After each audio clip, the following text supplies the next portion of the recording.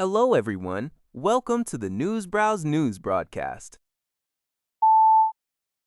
According to Kyodo News, government data released on Wednesday shows that the number of babies born in Japan to Japanese nationals in 2025 fell to a record low of 671,236, marking a 2.2% decline from the previous year.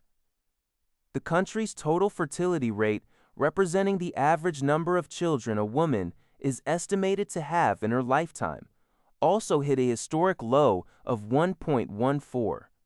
Both metrics have now declined for the 10th consecutive year, although the pace of the decline has slowed down. Meanwhile, marriages rose for the second straight year to 489,119, with the average age at marriage slightly decreasing to 31.0 for men and 29.7 for women.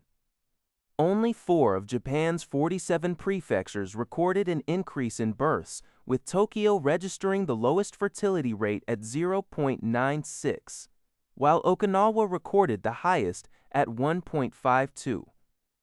Total deaths in Japan stood at 1,589,489, showing a decline for the first time in 5 years, likely due to fewer COVID-19 deaths. Overall, deaths outnumbered births by 980,253, marking the 19th consecutive year of natural population decline for the country. According to GG Press, the Organization for Economic Cooperation and Development, OECD, released its latest economic outlook on June 3rd, lowering its 2026 global economic growth forecast to 2.8%, down 0.1 percentage points from its March estimate. This projection assumes that crude oil prices, which surged due to the Iran conflict, will begin to decline from mid-2026. However, the OECD warned that if disruptions are prolonged, such as a blockade of the Strait of Hormuz, global growth could decelerate significantly to 2.1%. By country, under the relatively short-term disruption scenario, Japan's growth forecast was downgraded by 0.3 percentage points to 0.6%, with the OECD citing headwinds from rising energy import costs that damp domestic demand and slow exports. Meanwhile, the growth forecast for the United States and the Eurozone remained unchanged at 2% and 0.8% respectively. In contrast, China's forecast was revised upward to 4.5% and India's to 6.3%.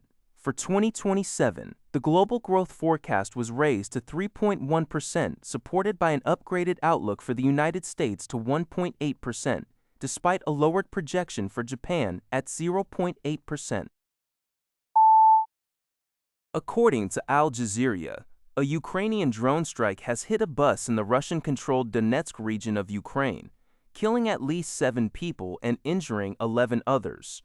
The Russian-installed head of Donetsk, Pushilin, stated that the bus was traveling between Moscow and Simferopol in Crimea when the attack occurred.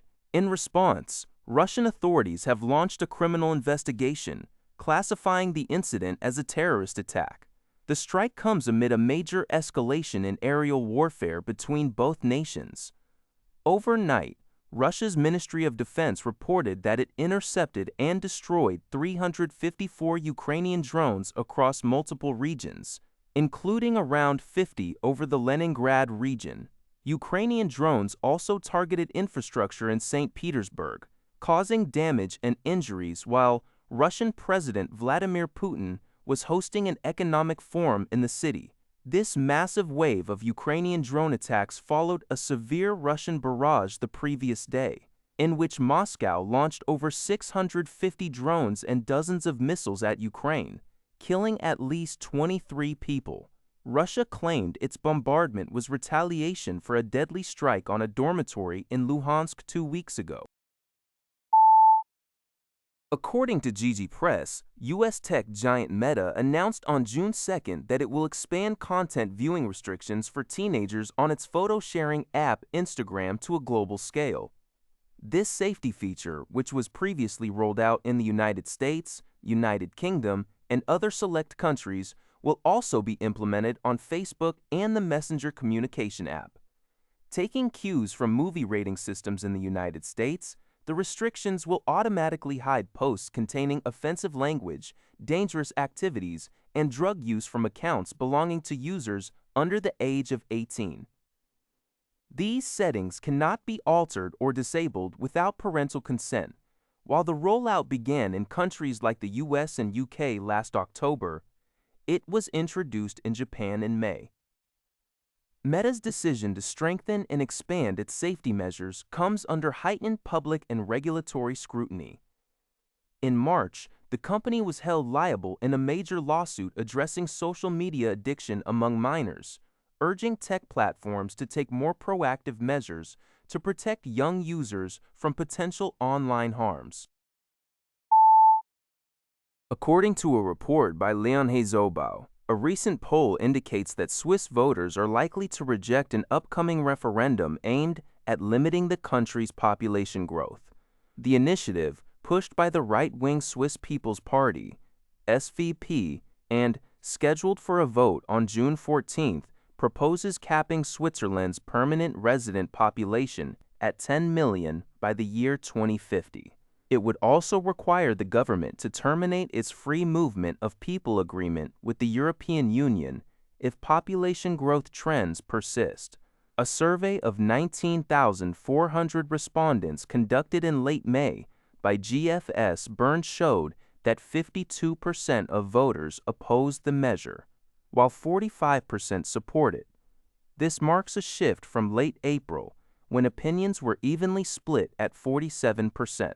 Proponents argue that rapid population growth, which has surged by 25% since 2002, strains Switzerland's infrastructure, housing, and healthcare systems. However, the Swiss government and opponents argue that ending free movement would severely damage economic cooperation with the EU, Switzerland's primary trading partner, and worsen critical labor shortages that rely on foreign skilled workers. That's all for this video. Thank you for watching. See you in the next video.